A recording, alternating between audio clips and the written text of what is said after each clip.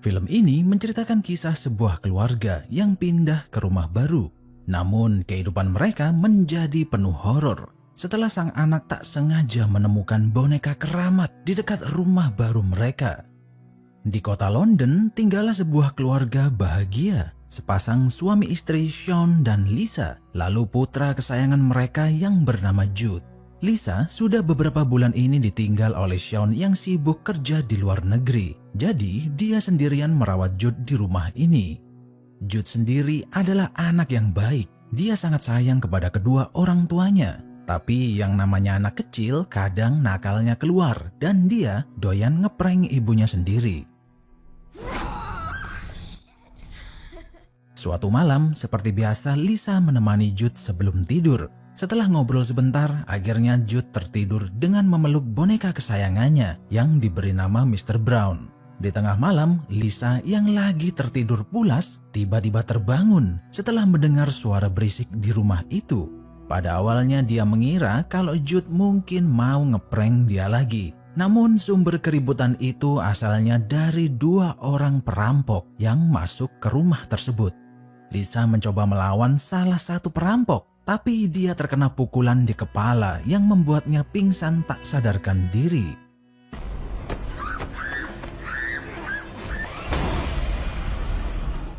Kejadian mengerikan itu disaksikan secara langsung oleh Jude yang membuatnya trauma sangat dalam. Akibat dari trauma itu, dia ogah untuk ngomong dan mendadak menjadi bisu. Seorang bocah yang dulunya sangat ceria, kini menjadi pendiam dan hanya mau berkomunikasi lewat tulisan. Lisa sendiri juga mengalami trauma. Dia sering mimpi buruk di malam hari. Dan akibat dari mimpi itu, Lisa sering berteriak. Dan hal tersebut malah menambah parah mental Jude.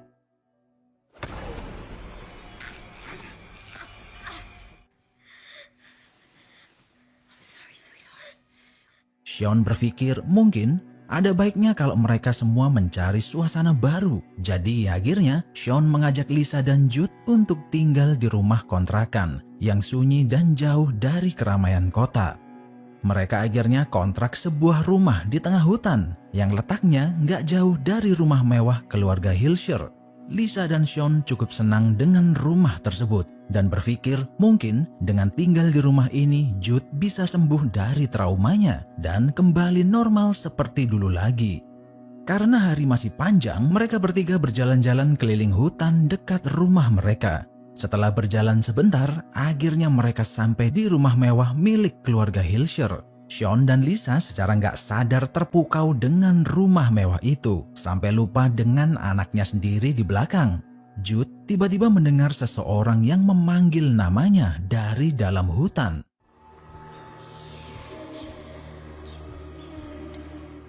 Karena penasaran, dia mencari sumber suara itu dan tak sengaja menemukan sebuah boneka yang terkubur di dalam tanah. Dia menunjukkan boneka itu kepada kedua orang tuanya dan berniat menyimpannya. Do you want to keep it? Okay, let's get it cleaned up first. Karena sudah di dalam tanah cukup lama, boneka itu sangat kotor. Jadi Lisa dengan perlahan-lahan membersihkannya. Disinilah dia melihat ada bekas retakan di wajah boneka itu. Seakan-akan dulu pernah pecah, tapi kemudian disatukan kembali. Keesokan harinya, Sean iseng bertanya kepada Jude apakah dia sudah memberi nama kepada boneka yang ditemukannya kemarin. Did we come up with a name for him yet? Jude kemudian menulis kalau boneka itu bernama Brahms. Karena penasaran, Sean kembali bertanya kepada Jude, kenapa kok boneka itu diberi nama Brahms?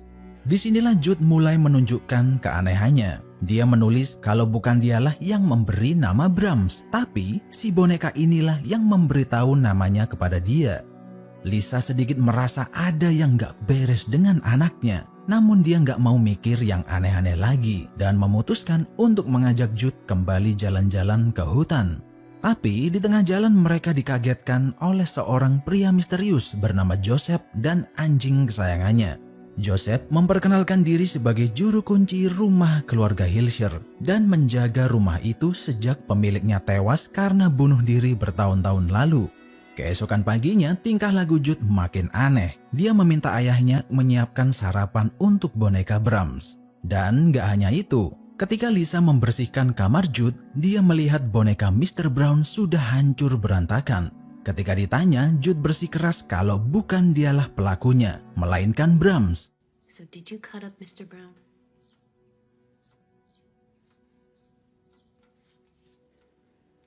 Come on, mate. It's not very nice to blame him now, is it? Karena dikira bohong, Jude akhirnya dihukum di dalam kamar seharian dan gak boleh keluar. Dan disinilah kejadian mistis mulai terjadi. Lisa mendengar suara TV yang tiba-tiba menyala.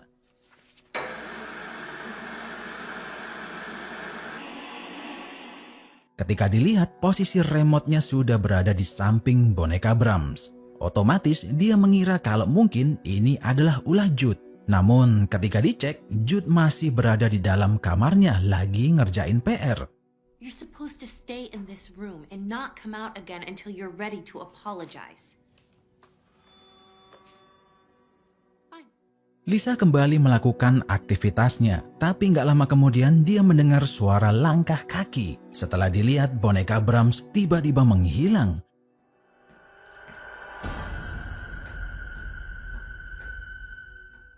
Dia kemudian mengikuti suara langkah kaki itu yang mengarah ke kamar Jude. Namun Jude nggak berada di kamar itu, dan boneka Brahms yang tadinya ada di ruang tamu sekarang berpindah di dalam kamar dengan sendirinya. Lisa semakin yakin kalau ada yang nggak beres dengan boneka ini. Dia berniat mencari identitas asal boneka itu dari internet.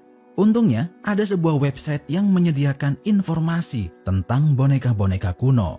Tapi untuk mengecek identitas sebuah boneka dibutuhkan sebuah kode produksi yang letaknya berada di bawah telapak kaki si boneka.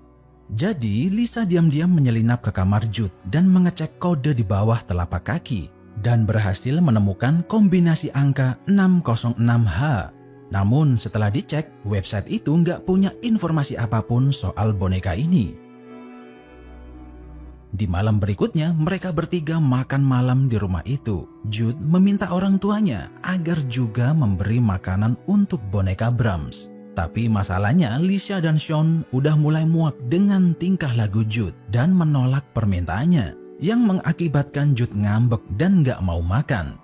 Tingkah laku Jude merusak mood Lisa dan Sean di malam itu dan mereka memutuskan untuk keluar dari ruang makan.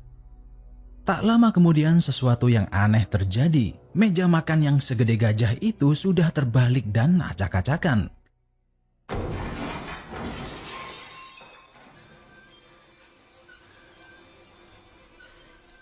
Sean kebingungan melihat meja itu terbalik dan menuduh Lisa yang mengacak-acak ruang makan ini.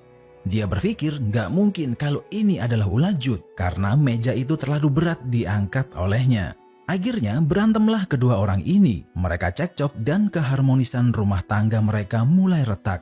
Jude mendengar kedua orang tuanya saling menyalahkan satu sama lain dan dia udah nggak kuat lagi. Lalu akhirnya kabur dari rumah. Sean dan Lisa baru menyadari keesokan paginya kalau Jude sudah nggak berada di rumah itu. Mereka panik dan berusaha mencari putra kesayangannya. Lisa mencari Jude di rumah angker keluarga Hilshire. Dia mendengar suara-suara misterius yang memanggil namanya. Suara itu mengarahkan dia ke sebuah lorong rahasia yang menuju sebuah kamar yang kondisinya sudah terbakar. Di situ dia menemukan boneka Brahms yang lagi duduk di kasur dan Jude yang sedang memakai sebuah topeng. Namun ada sesuatu yang membuat Lisa lebih terkejut. Entah kenapa Jude akhirnya bisa ngomong lagi dan berkomunikasi secara normal. I'm sorry I scared you. You were just playing, Mommy. Beberapa hari kemudian, Sean mengundang saudara dan keponakannya untuk datang ke rumah kontrakannya. Namun masalahnya, keponakan Sean ini adalah anak yang nakal. Dia terus-terusan membuli Jude karena bermain dengan boneka. Jude memperingatkan sepupunya itu agar nggak kurang ajar atau sesuatu yang buruk akan terjadi kepadanya. Dan apa yang dikatakan Jude benar-benar terjadi. Sepupunya yang nakal itu terpeleset lalu badannya tertusuk kayu yang sangat tajam. Sean buru-buru mengantar keponakannya ke rumah sakit, meninggalkan Jude dan Lisa sendirian di rumah itu. Kejadian mengerikan di siang hari tadi semakin membuat Lisa khawatir dan makin penasaran. Dia kembali mencari informasi tentang boneka Brahms di internet. Kali ini dia menyadari kalau kode 606H ternyata terbalik, yang benar adalah H909.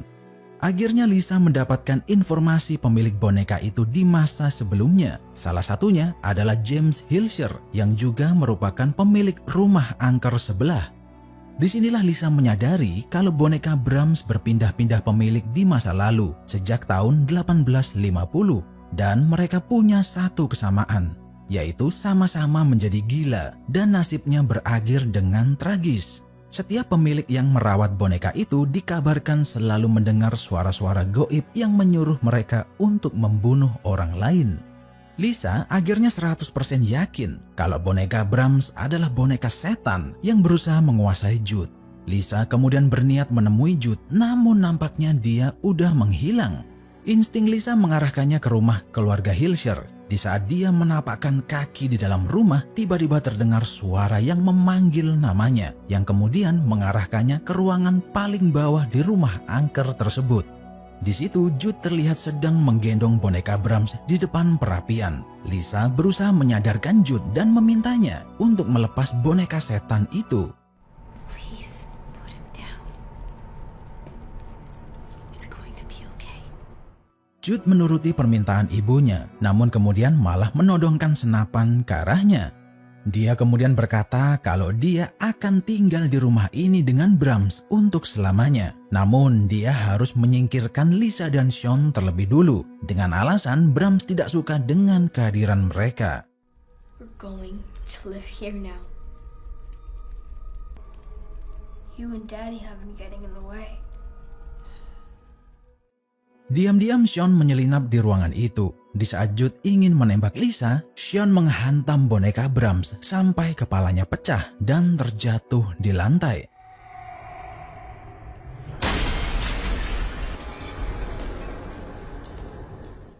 Dengan seketika Jude terbebas dari pengaruh Brahms. Dia menjatuhkan senapan dan melepas topeng yang dipakainya. Di saat bersamaan Joseph masuk ke ruangan itu. Dia terlihat ketakutan melihat boneka Brahms yang kondisinya sudah pecah. Tak lama kemudian boneka Brahms terbangun dan menunjukkan sosok aslinya. Dia kemudian menghabisi Joseph dengan seketika. Jude kemudian mengambil Brahms lalu melemparnya ke dalam perapian sampai terbakar tak tersisa.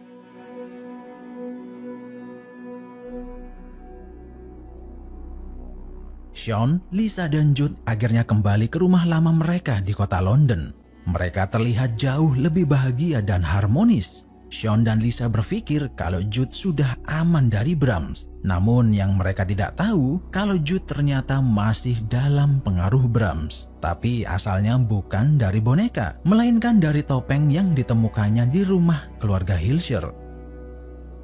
Oke, jadi ada sedikit penjelasan buat kamu-kamu yang bingung dengan jalan ceritanya. Di ending film yang versi pertama, di situ terlihat ada sosok pria yang lagi benerin boneka Brahms yang pecah. Semua orang mengira kalau sosok pria itu adalah Brahms yang asli. Namun di film yang kedua ini ceritanya berbeda. Ternyata sosok yang benerin boneka Brahms adalah Joseph. Jadi ceritanya setelah kematian Mr. dan Madam Hilscher, Joseph lah yang membeli properti mereka. Nah, Joseph kemudian menemukan boneka Brahms yang pecah dan lalu dibenerin sama dia. Setelah dibenerin, boneka itu jadi hidup dan berusaha mempengaruhi Joseph. Tapi karena mungkin si Joseph udah nggak kuat lagi dengar suara-suara goib Brahms, akhirnya dia memutuskan untuk mengubur boneka itu di dalam hutan. Itulah kenapa Brahms membunuh Joseph duluan, karena mungkin si Brahmsnya ini dendam dengan Joseph.